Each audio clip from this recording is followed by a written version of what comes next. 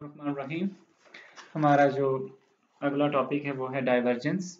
और ये डाइवर्जेंस जो है ये बेसिकली क्या है, सबसे पहले हम इसकी डेफिनेशन देखते हैं। Divergence of the vector flux density A. कोई भी वेक्टर हमारे पास फ्लक्स डेंसिटी का वेक्टर है, अमूमन तो हम डी से ही बात करते हैं, लेकिन यहाँ पे हम ए से बात करते हैं। कोई भी फ्लक्स है, क्योंकि वो जरूरी नहीं कि फ्लक्स डेंसिटी ही हो, कोई भी वेक्टर हमारा हो सकता है। डाइवर्जेंस ऑफ वेक्टर, आप सिंपली से कहते हैं divergence of the vector A is the outflow of flux from a small closed surface per unit volume as the volume shrinks to zero।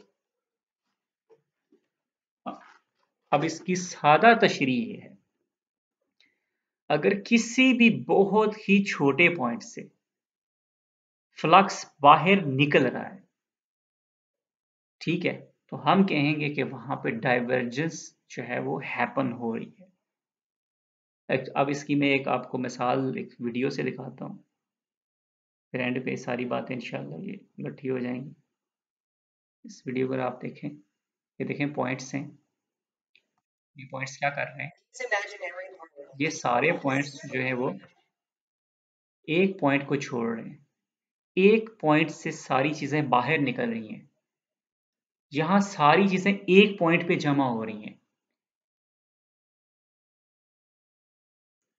इस पूरी यूनिवर्स में, इस पूरी कायनात में ये दो ऐसे ये फिनोमिनाज हैं, जिनमें से एक कर्ल फिनोमिना और एक डाइवर्जेंस का फिनोमिना, जो अक्सर हैपन होते हैं। और ये चीज़ सिर्फ और सिर्फ इलेक्ट्रिकल या मैग्नेटिक फील्ड्स के साथ नहीं होती, ये एयर के साथ भी होती है, ये वाटर के साथ भी हो सकती है। जैसे आप देखते हैं कि दरिया है, तो वो एक जगह से दूसरी जगह की तरफ बह रहा होता है, लेकिन उसमें कई जगह पानी जाकर भंवर बनाना शुरू कर देते हैं, यानी कर्ल बनना शुरू हो जाते हैं। इस तरह कर्ल भी एक फिनोमिना है, जैसे हवा चलती है तो एक जगह हवा एक ही जगह घूमना शुरू हो जाती है, कर्ल। तो कर्ल की जो है इस पे हम अलग से लेक्चर रखेंगे। एक कर्ल क्लॉकवाइज भी होता है और एंटी क्लॉकवाइज भी होता है। सिमिलरली ऐसे भी एक कुदरत का है कि ये भी मजाहरा है, मजहर है, जिसको हम डाइवर्जेंस कहते हैं, कि किसी एक पॉइंट से चीजें बाहर निकलना शुरू हो जाए। अगर कोई भी एक ऐसा पॉइंट है जहां से चीजें बाहर निकलना शुरू हो जाए, तो हम वह कहेंगे कि ये पॉजिटिव डाइवर्जेंस है। और अगर कोई एक पॉइंट जिसमें अंदर चीजें दाखिल होना शुरू हो जाए, तो उसे हम क्या कहेंगे, ये नेगेटिव डाइवर्जेंस है। जैसे कि ब्लैक होल के बारे में कहते हैं कि ब्लैक होल जो है वो जो चीजें उसके करीब आती हैं सारी उसके अंदर गिर जाती हैं, तो उसका मतलब है कि सारी चीजें ब्लैक होल के अंदर कन्वर्ज हो जाती हैं, हम उसे कहेंगे नेगेटिव डाइवर्जेंस। तो वहां एक डाइवर्जेंस हो रही है। और इसकी एक दूसरी मिसाल ये है कि जहां पे भी डाइवर्जेंस होगी, वो पॉइंट सोर्स पॉइंट होगा। सोर्स हमेशा चीज बाहर निकालता है, उससे आउटफ्लो होता है चीज का। कोई भी जगह जहां पे कोई पॉइंट सोर्स के तौर पर एक्ट कर रहा हो, तो हम कहेंगे यहाँ पे पॉजिटिव डाइवर्जेंस हो रही है। और कोई भी पॉइंट जो सिंक के तौर पर बिहेव करना शुरू कर दे, चीजों को अपनी तरफ खींचना शुरू कर दे, तो वो पॉइंट क्या बन जाएगा आपका, आप ये कहेंगे कि वहां पे नेगेटिव डाइवर्जेंस हो रही है, जिसको मैं कहता हूं कन्वर्जेंस हो रही है। ठीक है, कैसे चीजें एक जगह पे जमा होना शुरू हो जाती हैं और चीजें एक जगह से बाहर निकलना शुरू हो जाती है। इसमें वो एग्जाम्पल्स भी देता है। हम थोड़ा सा इक्वेशन और मैथमेटिकल चीज़ों को देख लेते हैं, या आप दोबारा से देख सकते हैं कि कैसे एक जगह से चीज़ें बाहर निकल रही हैं। तो ये बेसिकली ये सोर्स पॉइंट है, इस सोर्स पॉइंट से चीज़ें बाहर जा रही हैं। आप देखें ये सिंक पॉइंट है, सब चीज़ें इसमें डूब रही हैं, सब कुछ इसमें डूब रहा है। दैट्स वाई हम घर में सिंक बोलते हैं उसको, क्योंकि पानी उसमें जाके गिरता है। ठीक है, अब हम चलते हैं टॉपिक की तरफ, आते हैं यहाँ पे इक्वेशन की तरफ आते हैं। डाइवर्जेंस को इक्वेशन से कैसे जाहिर करेंगे, डाइवर्जेंस की जो है डाइवर्जेंस ऑफ ए जो है, अगर कोई ए वेक्टर की डाइवर्जेंस है that's equal to D wave. D wave mean divergence A लिखते हैं, तो वो that's equal to limit delta V approaches to zero and close integral लगाया है, क्लोज सरफेस का इंटीग्रल लगाया है ए डॉट डी एस। अगर आप इसी चीज को डी के साथ लिखना चाहें तो आप उससे फैमिलियर होंगे कि आप ए की जगह डी लिख दें सारी जगह, वो डी के साथ बन जाएगा। वो ये बात है, मैंने नीचे यही लिखी है कि anything coming out of a very small point, या उसको क्या बोला गया, source, represent divergence, while anything sinking into a very small point sinks represent a convergence or negative divergence. Divergence and convergence are the two nature of events. और अब हम जो equation 1 हमने यहाँ जो लिखी है, हम इसको ड्राइव करने जा रहे हैं। ड्राइव कैसे करेंगे, ये आपको पता है गाउस लॉ कहता है क्या, क्लोज सरफेस के साथ D dot ts that's equal to Q, ये चार्ज के इक्वल होता है। इस सरफेस के अंदर जितना भी फ्लक्स निकल रहा होता है बाहर, वो बेसिकली क्या होता है, वो अंदर मौजूद इस चार्ज के इक्वल होता है। तो ये अभी हम पिछले टॉपिक में ड्राइव कर चुके हैं कि ये जो चीज़ है ये किसके इक्वल है। ये तीनों जो पार्शियल जो है पार्शियल डेरिवेशन है, तीनों कंपोनेंट्स मौजूद हैं। फिलहाल हम मिसाल के तौर पर जो है वो ले रहे हैं rectangular coordinate system into del V. तो ये अभी हमने पिछली इक्वेशन जो हाल ही में हमने ये देख सकते हैं आप, इक्वेशन 14 में हमने ये चीज़ ड्राइव की है। तो ये बेसिकली इक्वेशन 14 ही हमने रिपीट में लिखी है, यहाँ इसकी तफसील देना ज़रूरी नहीं है। आप सिंपली ये जो डेल वी है इसको आप इधर ले आके क्यू के नीचे रख दें। जब इसे क्यू के नीचे रख देंगे तो ये क्या बन जाएगा, पहले इसे क्यू के नीचे लेके आएँ, फिर उसके बाद उस पर लिमिट अप्लाई करें, क्योंकि हम चाहते हैं वॉल्यूम बहुत ही छोटा हो, बहुत सी डाइवर्जेंस की शर्त है, वॉल्यूम बहुत कम होना चाहिए। तो लिहाजा लिमिट अप्लाई की और हमने कहा कि delta V approaches to zero. तो ये भी आपको मैं बताता चलूँ कि यहाँ इक्वल का साइन नहीं था, यहाँ पे डॉट था, ये अप्रोक्सीमेशन है।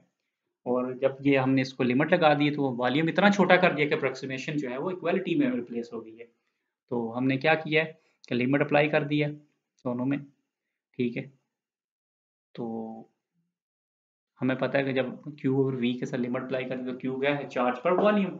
चार्ज पर वॉल्यूम को हम क्या कहते हैं, वॉल्यूम चार्ज डेंसिटी। तो वो तो रो V के इक्वल है। लिहाजा इक्वेशन में एक और ट्विस्ट आ गया, एक और चेंज आ गया।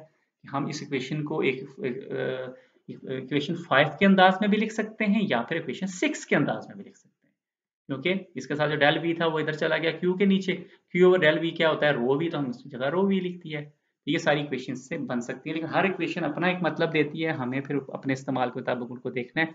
इक्वेशन 5 जो है, in equation 5 vector D represent flux density. तो यहाँ पे हमने डी इस्तेमाल किया, फ्लक्स डेंसिटी को रिप्रेजेंट करता है, लेकिन ये बात याद रखिएगा, ये कोई भी वेक्टर हो सकता है। दैट्स वाई हमने इक्वेशन में सबसे शुरू में इक्वेशन 1 में सिर्फ ए लिखा, डी नहीं लिखा, क्योंकि ये कोई और वेक्टर हो सकता है। तो लिहाजा कोई वेक्टर हो सकता है जो वेलोसिटी को रिप्रेजेंट कर रहा हो, या कोई टेम्परेचर ग्रेडियंट को रिप्रेजेंट कर रहा हो, या फोर्स को, या किसी भी अदर वेक्टर फील्ड को रिप्रेजेंट कर रहा हो। Replacing vector A with D हमने यहाँ रिप्लेस कर दिया है, डी को ए के साथ। ये देखें दोबारा जो 7 इक्वेशन है बेसिकली वो इक्वेशन है 1 है जो हमने प्रूव कर ली है। This operation appeared so many times in physical investigation that it received a descriptive name. कहता है कि इस तरह का फिनोमेना इतनी दफा हैपन होता है कि हमने बस इसको फिर नाम देना पड़ गया जी, कि जब इस तरह की बात हो तो इसका कोई नाम होना चाहिए, कि जब इस तरह कोई चीज सोर्स बन जाए या सिंक बन जाए तो हमें उसको एक नाम देना चाहिए। तो फिर उन्होंने इसका नाम डाइवर्जेंस रखा, ठीक है। तो ये डाइवर्जेंस किसी भी वेक्टर की जो डाइवर्जेंस हो बेसिकली इस चीज के इक्वल है। और इसमें वो एग्जांपल्स भी देता है बुक में कि अगर आप फर्ज करें, अगर आपके पास टैंकी में पानी है, ठीक है, और उस पानी में से उधर से नीचे भी आपने टूटी खोली हुई है, ऊपर से आप पानी उसमें मोटर से पानी उसमें डाल भी रहे हैं, तो अगर तो उसमें नेट फ्लो कोई नहीं हो रहा, यानी जितना पानी नीचे से टपक रहा है इतना पानी ऊपर से जा रहा है, तो हम ये कहेंगे वहां जीरो डाइवर्जेंस है, ठीक है। यानी फिर इसका मतलब है कि उस टैंकी के अंदर कोई एक पॉइंट आप चुन लें, तो वो पॉइंट ना सोर्स के तौर पर एक्ट कर रहा है ना सिंक के तौर पर एक्ट कर रहा है, तो लिहाजा वो पॉइंट कुछ भी नहीं है। ये पॉइंट कोई भी आप उस टैंक के अंदर कोई भी पॉइंट मुकर्रर कर सकते हैं, लेकिन अगर कोई भी पॉइंट आपने मुकर्रर किया और आपको ये लगे कि उस पॉइंट पे जो पानी का ड्रॉप आता है वो उसको छोड़ के चला जाता है, फिर थोड़ी देर बाद उसको जो जो ड्रॉप आता है वो उस जगह को छोड़ के चला जाता है, तो वो पॉइंट भी एक तरह से छोटा सा सोर्स बन जाता है। हम ये कहते हैं कि फिर outflow of water from a point, ये पॉजिटिव डाइवर्जेंस है। और इन फ्लो, अगर कोई पॉइंट है वहां पे पानी इन आता है, उसकी तरफ आता है, तो फिर आप उसे क्या कहेंगे, नेगेटिव डाइवर्जेंस, ठीक है। और पॉजिटिव डाइवर्जेंस बेसिकली रिप्रेजेंट करती है सोर्स को, नेगेटिव डाइवर्जेंस बेसिकली रिप्रेजेंट करती है सिंक को। ये सारी जो है ना वेलोसिटी वेक्टर के लिए लिखी गई है। तो अगर कोई चीज ना सोर्स हो ना सिंक हो तो हम ये कहते हैं कि वो चीज वहां कोई डाइवर्जेंस नहीं है, zero divergence. Similarly outflow of air from a tyre, अगर हवा निकल रही है टायर से तो वहां पे भी पॉजिटिव डाइवर्जेंस हो रही है। तो 1 और 5 इक्वेशन को हम लेके तो हम ये इक्वेशन हमारी बन जाती है। डाइवर्जेंस इक्वेशन में change with different coordinate system. तो देखें हमने कोऑर्डिनेट सिस्टम ये जहाँ पे इस्तेमाल किया है वो रेक्टेंगुलर कोऑर्डिनेट सिस्टम, लेकिन आप यहाँ पे रेक्टेंगुलर के बजाय सिलेंड्रिकल और स्फेरिकल कोऑर्डिनेट सिस्टम भी इस्तेमाल कर सकते हैं। Thank you very much.